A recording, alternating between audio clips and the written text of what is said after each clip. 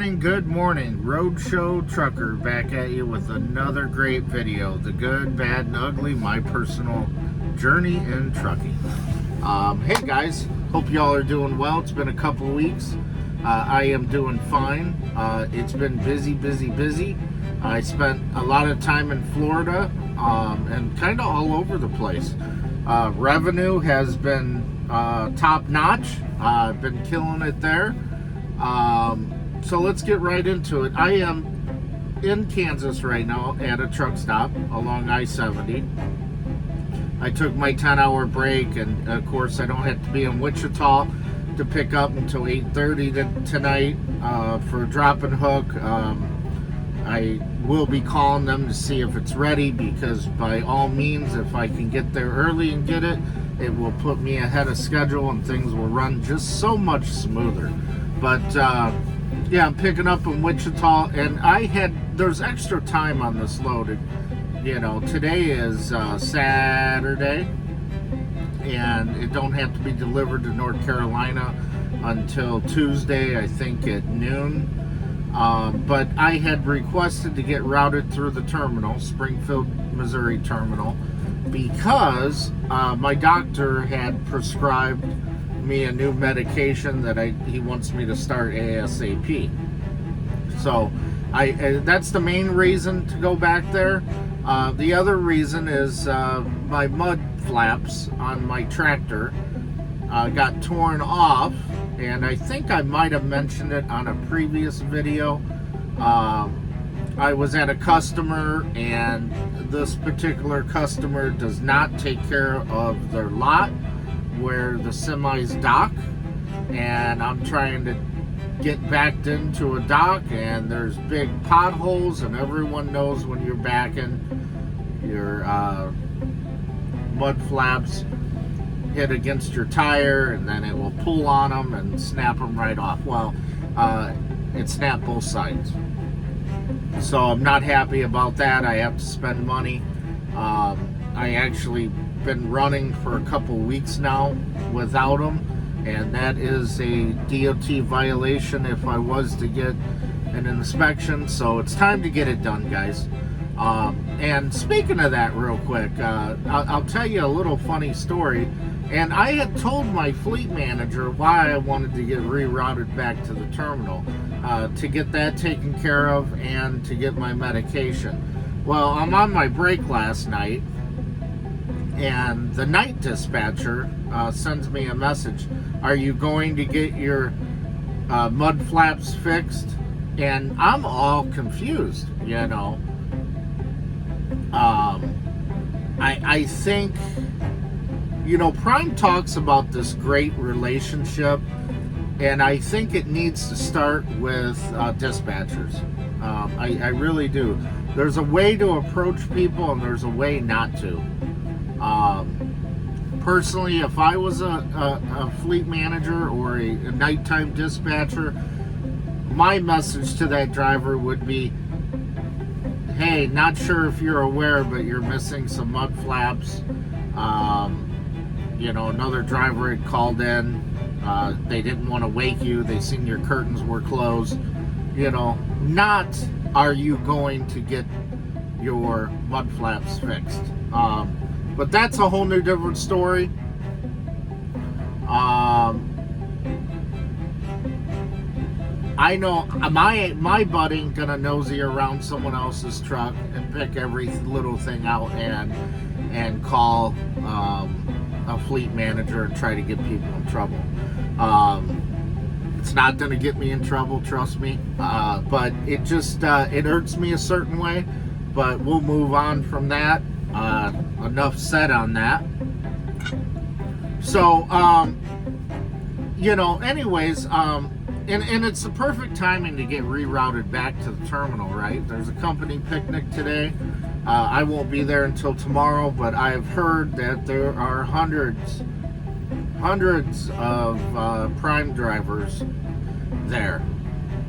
So I know that it's going to be busy. And it's, you know, it's probably going to take me a while to get in through inbound and to get out of the terminal. But I just need to stop there, jump in my car, run to the pharmacy, get my medication, run into the tractor shop, get the mud flaps, put them on. Should take about 30 minutes to put both of them on. I can do that. I got tools.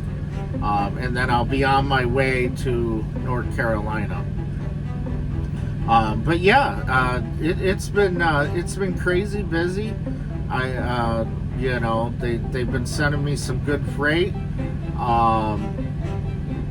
Some good revenue, so I can make a decent paycheck after my truck payment and all my fuels paid back. Anytime you're making over $2,000 or around $2,000, bring home, that's good money. That's great money to me. So anyways, that's all that's going on. I am gonna leave here in a few hours and drive down to Lawrence, Kansas. It's just down the road from me, and I'm stopping at a Walmart, a super Walmart. I already called them and asked if I could park my semi in their lot to run in and grocery shop. And the reason why is because, guys, you will spend so much money if you're stopping twice a day to eat at a truck stop. Love's, Pilot, all those truck stops, TA. Man, that money is going to add up. I'm averaging about between $300 and $400 a week on, eating. Everyone knows I chew tobacco. So once in a while you'll see me spit in a cup. Yes, I know it's a bad habit, and I've talked about it before, but I'm spending way too much money on food, guys. I can go to a Walmart or even a grocery store and stock up on, I don't have grills in my truck, I don't have crock pot, I don't have an air fryer. I eventually want to get some of that, but what I do have is a microwave and a refrigerator. So I like to stock up on some lunch meat, cheese, those little dinners that you don't have to refrigerate, that you can throw in the microwave. I like to stock up on a lot of soup. I like to get my bananas, although bananas don't stay good very long. I like to get my tomatoes, and I can spend $100, $100 a week and be good. Now, am I still going to cheat? Yes, I'm still going to cheat, and maybe once a week, maybe even twice a week, I'll run into a Country Pride truck stop restaurant or Skillet, and of course I'll want to go in and eat some real home cooked food, right? But I think I'll save so much money. And I know I will. I just need to do it. And besides, soup is probably still healthier. Lunch meat is probably still healthier than stopping at McDonald's, Arby's, and Wendy's, and Subway all the time. That bread's not good for you. But yeah, I'm gonna stop there in Lawrence, run and get some food, and then I'm gonna run down the road about 100 miles and 70 miles and get a truck washout, because the washout that's near where I'm going, it says they're closed on Saturday and Sunday, and I don't want to take the chance of getting there and them refuse my trailer because it's dirty. And besides, guys, I don't want to be that guy that drops a dirty trailer. I'd rather get a washout and have it nice and clean for the customer. So yeah, I just wanted to pop in. Probably another boring video for you guys. When I get some time, I'm gonna do like a 3-part series on a pre-trip inspection, how to pass the Missouri pre-trip. And for any of you new people that are thinking about coming to Prime, you might live in a different state, And you might be like, no, my state's different. Well, if you come to Prime with your permit, you will actually take the pre-trip in Missouri. And so the way I'm going to show the pre-trip is, that's how I passed. I wouldn't be in a semi right now if I didn't pass. So they'll just give you a thing saying you passed it, and you'll take that letter back to your home state, to the driver's license facility, and they'll issue you your CDL.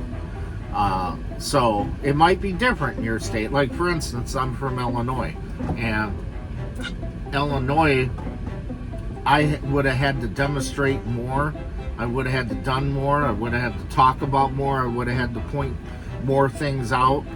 Springfield, Missouri has moved to the new modernized pre-trip and exam and whatnot. So keep that in mind, guys. I passed it, so I'm just going to do like an engine compartment pre-trip, and then I'll do the tractor and the trailer pre-trip on a separate video, and then the third video I'll do the pre-trip video, the in-cab inspection, air brake test. So that is upcoming. I'm currently working on it, and you know, and don't hold me to it. I might miss something, but I'm telling you guys, I passed it. It is so easy. It's nothing to worry about. Trust me, not a thing to worry about. When I came to Prime, I was all nervous, and it ended up being so easy. I passed it the first time. My drive test, my pre-trip air brakes, you know, I trifected that, and I got my $250 bonus because I passed it the first time. So I want to share that because I don't think there's not a lot of people out there doing that. I know some of the people that do PSD that are on YouTube that actually train people to pass the test. They have some videos out too, but I thought, hey, why not? It's something different on my channel. But so stay tuned for that. That's going to come out probably within the next 2 weeks. Other than that, there really ain't much to talk about. You know, I hope y'all are safe, all doing good. Don't forget to like and subscribe. If you're watching the video and you're already a member or subscribe to my channel, hit that like button. It really helps me out. It only takes a second. Even if you just watch the video halfway through, hit that like button. If you're watching this video and you don't currently have a CDL, and you're thinking about coming to Prime because they offer the CDL training program at which you do not have to pay anything. You just sign a 1-year contract with them saying that you work for them for 1 year at the minimum, and the $4,000 something is paid for. You don't owe it back. And I'll also throw my driver code out there. Well, I should say my referral code. If you've been following me and you're coming to Prime, before you even do the online thing, it will ask if you're referred by somebody. Put my code ZNKGDE down. It definitely helps me out. I was told it puts your application at the top of the list because you've already talked to another driver, and it just speeds things along quickly. If you have any questions, guys, on any of my videos, just shoot me a message below in the comment section. I do reply back to everybody. Yeah, that's about it. So I hope y'all are good and stay safe.